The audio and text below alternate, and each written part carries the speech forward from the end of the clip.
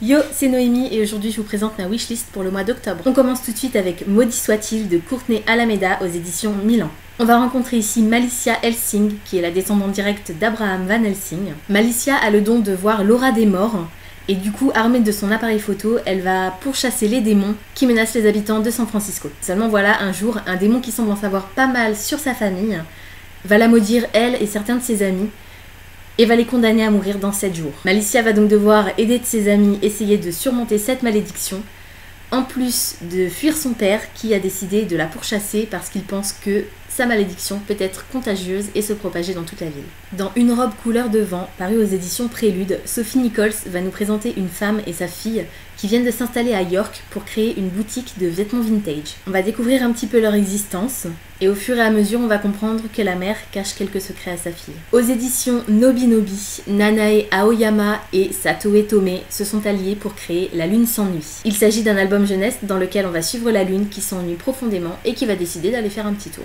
En parcourant la Terre, la Lune va se faire un ami, et le dilemme va être de savoir si elle doit rester près de cet ami ou retourner dans le ciel briller pour nous éclairer. PKJ a édité le dernier roman paru en France de Marissa Meyer, il s'agit de Heartless. Si dans les chroniques lunaires, on découvrait Cendrillon, Réponse, Le Petit Chaperon Rouge et bien d'autres, dans cette histoire qui n'a absolument aucun lien avec les chroniques lunaires, on va découvrir la reine de cœur d'Alice au Pays des Merveilles. En réalité, on va plutôt découvrir Catherine, qui rêve d'ouvrir une grande pâtisserie. Seulement le roi de cœur va s'éprendre d'elle, et ses parents qui ont beaucoup d'ambition attendent beaucoup de cette union. Sauf que Catherine est amoureuse du bouffon du roi, et dans cette histoire, Marissa Meyer va donc nous expliquer comment Catherine est devenue la reine de cœur. Dans A Good Girl de Amanda K. Morgan aux éditions Lumen, on va suivre les aventures de Riley, qui est une jeune fille bien sous tout rapport, une bonne fille, comme l'indique le titre, et qui cache pas mal de secrets. Je vous présente maintenant Keep Me in Mind de Jamie Reed aux éditions La Martinière Jeunesse. Dans cette histoire, on va rencontrer une adolescente qui se réveille partiellement amnésique après un accident. Partiellement amnésique puisqu'elle reconnaît sa famille, elle reconnaît ses amis, il n'y a aucun problème. Seulement, il y a un garçon qui se trouve à côté d'elle, un ado, qui lui soutient qu'ils sont ensemble depuis 2 ans, qu'il est son petit ami. Et le problème, c'est que la jeune femme ne se souvient absolument pas de lui. Du coup, le garçon va faire tout ce qu'il peut pour raconter leur histoire et faire en sorte que sa petite amie se souvienne de lui. Je vous présente maintenant Mon chat, ma cuisine et moi de Hye Yeon-han aux éditions Kana. On va suivre ici une jeune femme célibataire qui vit avec ses 3 chats et qui va être licenciée. Elle va essayer de remonter la pente tant bien que mal grâce au soutien indéfectible de ses animaux de compagnie et au dessert qu'elle prépare dans sa cuisine. Un jour, elle va s'inscrire à une formation pour devenir pâtissière et c'est tout un nouvel horizon qui va s'ouvrir devant elle. J'attends avec grande impatience le tome 7 de la série Teach Me Love de Ai Hibiki aux éditions Soleil, collection Shoujo. Je vous ai déjà parlé de cette série donc je vais pas forcément m'attarder dessus. En revanche, je peux vous parler de Master and Slave, toujours de Ai Hibiki et toujours aux éditions Soleil, collection Shoujo. Il s'agit de la nouvelle série de cet auteur dans laquelle on va découvrir une jeune fille qui est une riche héritière et qui est détestée par tous ses camarades, jusqu'au jour où son père va être complètement ruiné et qu'elle va devoir se séparer de son domestique qu'elle aimait beaucoup. Et comme par hasard, celui-ci de son côté va hériter d'une immense fortune et les rôles vont légèrement s'inverser. De maître à domestique, ils vont passer esclave et maître. Je vous présente maintenant Covenant, tome 1 sans mêlée de Jennifer L. Armentrout aux éditions J'ai lu. D'après ce dont je me souviens du résumé de cette histoire, on va rencontrer une jeune femme qui évolue dans un univers dans lequel les anges ont eu des enfants avec les humains. Les enfants de 2 hématoïdes, donc de 2 enfants issus de l'union d'un ange et d'une humaine, c'est un petit peu compliqué. Donc les enfants de 2 hématoïdes ont de grands pouvoirs, c'est un petit peu les sangs purs de la communauté. En revanche, les enfants d'un hématoïde et d'une humaine n'ont pas vraiment de pouvoir et ils ont 2 choix. Soit devenir esclaves des hématoïdes et de leur descendance pure, soit combattre les démons. On va suivre ici donc cette jeune fille dont je vous parlais, qui a décidé qu'il était hors de question qu'elle devienne une esclave, donc elle va s'inscrire dans l'école qui forme les chasseurs de démons, sauf qu'elle va tomber amoureuse d'un hématoïde et que, comme je vous l'ai dit, ces relations sont absolument prohibées. Dans la collection Romance, l'éditeur MXM Bookmark publie Ouvrir les yeux de Mark Gardner. On va rencontrer ici Paul, qui est un homme qui se retrouve un petit peu au bord du gouffre, il a tout perdu.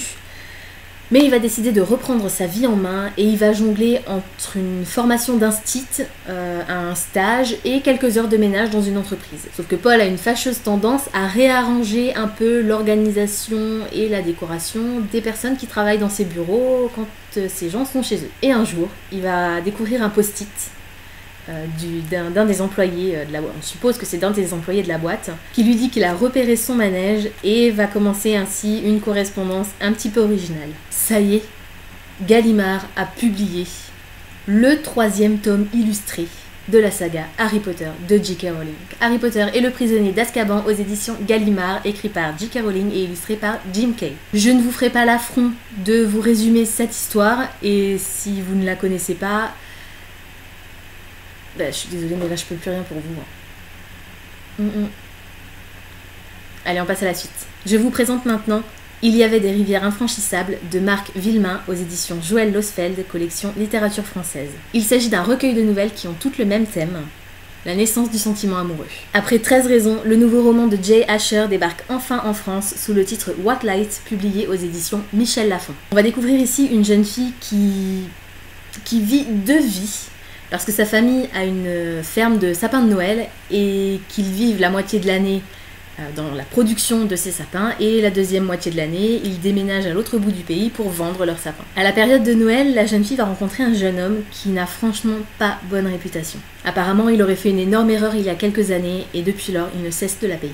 Seulement, la jeune fille est décidée à l'aider à trouver le pardon et la rédemption. Malgré les regards des autres et la suspicion des passants et de leur entourage sur leur relation, ces deux jeunes gens vont découvrir que ce qui importe le plus au monde, c'est le véritable amour. Dans Ne pas déranger de Millie Black aux éditions Diva collection romance, on va découvrir Louise qui est une jeune femme très introvertie et secrètement amoureuse de son patron. Elle est testeuse d'hôtel et un jour elle va partir en mission avec lui.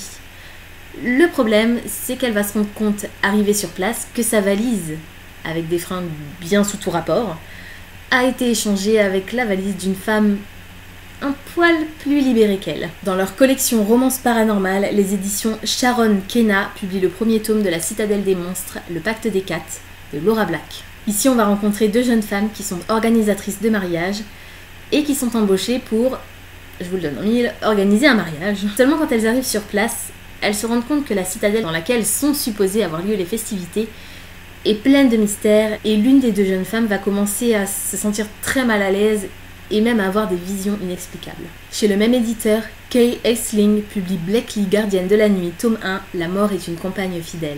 On va rencontrer ici Blakely, qui s'est chargée de la protection des victimes de l'Ordre Lumière. Et ces victimes, c'est pas n'importe qui, puisqu'il s'agit de vampires, et que malheureusement, l'Ordre Lumière dont elles sont victimes est dirigé par le père de Blakely. Je vous présente maintenant Ne me quitte pas de Marie Torjussen aux éditions Brajlon collection thriller. Ici, Anna va découvrir que l'homme de sa vie a disparu et elle n'aura de cesse tout au long du roman d'essayer de le retrouver. Malheureusement, dans sa quête, elle se rend compte qu'elle est elle-même traquée. Le nouveau roman d'Olivier Gay est publié aux éditions Castelmore. Il s'agit de La magie de Paris, tome 1, Le cœur et le sabre. On va rencontrer ici Chloé, qui est une jeune fille tout à fait normale, qui va assister par hasard au combat à l'épée entre un élève de son école et un démon. Elle va découvrir que Thomas, le fameux élève en question, est en réalité un mage qui a pour mission de fermer les failles par lesquelles les démons arrivent sur notre Terre. Dans leur collection SF, les éditions Brajlon publient le dernier titre de Connie Willis, Interférence. On est ici dans un futur proche qui a réussi à inventer une intervention chirurgicale qui permettrait à l'homme et à la femme d'être plus empathiques l'un envers l'autre. Malheureusement, la jeune femme en question va se retrouver connectée à un autre homme. Le nouveau roman de Becca Fitzpatrick sortira aux éditions Pocket Jeunesse. Il s'agit de Ma vie cachée. On va suivre ici Stella, qui est une jeune fille qui a assisté à un crime et qui est donc placée dans le programme de protection des témoins. Elle déménage dans un trou paumé, perdu au milieu de nulle part, dans le Nebraska, et elle est bien décidée à conserver son secret et à surtout ne se lier d'amitié avec personne. Sauf que c'est pas si simple, elle va rencontrer un garçon et là toutes ses certitudes vont basculer et elle va lutter pour garder son secret. Le dernier roman de Colleen Hoover est publié aux éditions Hugo et compagnie dans la collection New Romance. Il s'agit de November 9. J'ai jamais lu de roman de Colleen Hoover, mais j'entends tellement bien de cet auteur sur la blogo, sur Booktube, que je me dis que le fait qu'un nouveau roman soit publié, c'est peut-être le moment de tenter. Du coup, je sais absolument pas de quoi ça va parler, Mais j'ai hâte de découvrir ça. Le dernier livre dont je vous parle aujourd'hui sera publié aux éditions du Chat Noir dans leur collection Féline. Il s'agit du premier tome des Chroniques Homérides, Le souffle de Midas, de Alison Germain. Vous avez probablement déjà entendu parler de ce roman parce que Alison Germain n'est autre que Lily Bookin. Je vous mettrai évidemment le lien vers sa chaîne en barre d'infos pour que vous puissiez aller y jeter un coup d'œil. J'adore cette fille, j'adore ce qu'elle fait et j'ai trop hâte de découvrir son roman. En ce qui concerne l'histoire, on va rencontrer une jeune femme qui assiste complètement impuissante au décès d'une autre jeune femme. Et le problème, c'est que quand elle veut raconter cette histoire, il n'y a aucune trace du drame dont elle a été témoin, et la seule personne qui veut bien la croire est un détective, qui était à la recherche d'une jeune femme qui ressemblait trait pour trait à celle qui a disparu. Non seulement cette histoire est un petit peu bizarre déjà en elle-même, mais en plus, tout ce que touche notre héroïne va commencer à se transformer en or. Voilà, c'est tout pour aujourd'hui, j'espère que cette vidéo vous aura plu. Comme d'habitude, n'hésitez pas à me dire dans les commentaires si certains des livres que je vous ai présentés aujourd'hui vous font envie, si vous en avez déjà lu certains et ce que vous en avez pensé. N'hésitez pas non plus à me dire s'il y a d'autres sorties du mois d'octobre qui vous intéressent. Pensez à vous abonner, ça me fera toujours plaisir. En attendant de vous retrouver, je vous souhaite d'excellentes lectures et je vous dis à très bientôt dans une prochaine vidéo. Ciao!